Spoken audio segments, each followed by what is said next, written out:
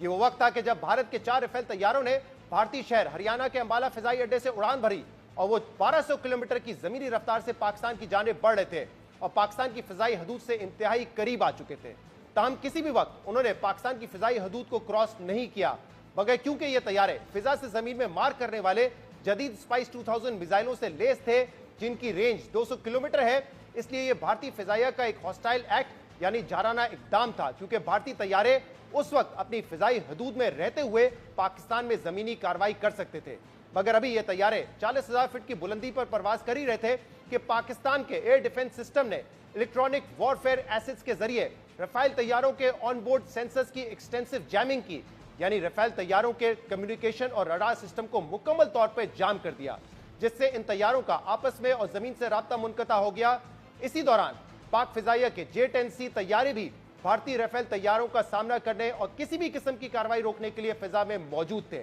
जिसकी वजह से भारतीय तैयारों को वापस अंबाला के बजाय श्रीनगर में हंगामी लैंडिंग करना पड़ी। यहाँ यह जिक्र करना जरूरी है कि राफेल तैयारे उस रात 200 किलोमीटर रेंज के मिसाइलों से लैस थे, मगर पाक फिजाइया के J-10-7 तैयारे राफेल के मिसाइलों की रेंज से ज्यादा बियॉन्ड विजुअल रेंज वाले PL-15 मिसाइलों से लैस थे, जिनकी रेंज 230 किलोमीटर है। यानी पाकिस्तानी तैयारे भी भारतीय राफेल तैयारों को अपनी हदूद में रहते हुए निशाना बना सकते थे। मुतल्लिका ज़राए हमें बताते हैं कि अगर उस रात हमारे एयर डिफेंस सिस्टम राफेल तैयारों के कम्युनिकेशन और रडार सिस्टम को जैम ना करते तो भारत कोई कार्रवाई अंजाम दे सकता था। दिलचस्प बात यह है कि 29 और 30 अप्रैल की शब पाक फिजाइया ने 4 राफेल तैयारों के साथ जो सलूक किया था, बिल्कुल वही मामला 2019 में भी पेश आया था कि जब पाकिस्तान की फिजाई दिफाई निजाम ने भारतीय पायलट अभिनंदन के रडार और कम्युनिकेशन सिस्टम को ब्लॉक कर दिया था। मगर अब गैर मामूली बात यह कि उस वक्त भारत के पुराने मिग तैयारे के साथ ऐसा किया गया था, जबकि इस बार 4.5 जनरेशन के जदीद राफेल तैयारों से पाकिस्तान फिजाइया का सामना था।